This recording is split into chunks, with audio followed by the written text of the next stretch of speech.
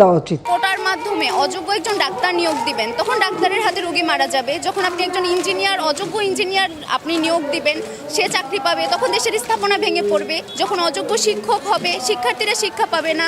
অযোগ্যরা যখন দেশের বড় বড় জায়গায় যাবে, দেশ দুর্নীতিতে ভরে যাবে, তারা সঠিক সিদ্ধান্ত নিতে পারবে না, দেশ নষ্ট হয়ে যাবে, দেশ স্বৈরাচারে ভরে যাবে। আমি যদি প্রথমে কোটার সংজ্ঞায় যাই, কোটা হচ্ছে যারা অনগ্রসর জনগোষ্ঠী তাদের জন্য। স্বাধীনতার 53 বছরে এসে মুক্তিযোদ্ধার পরিবার বা তাদের নাতিনাতনিরা অনগ্রসর জনগোষ্ঠীর আওতায় পড়ে না যে তাদের কোটা প্রয়োজন হচ্ছে। স্বাধীনতার 53 বছরে মুক্তিযুদ্ধের পরিবারকে এই 53 বছরে যত ধরনের সুযোগ সুবিধা দেওয়া হয়েছে, এরপরে কোনোভাবেই মুক্তিযোদ্ধার পরিবার অনগ্রসর নয় যে তাদের কোটার প্রয়োজন হবে। কিন্তু বললাম, প্রধানমন্ত্রী আমাদেরকে হাইকোর্ট দেখাচ্ছেন, আমরা প্রধানমন্ত্রীকে সংবিধান দেখাচ্ছি।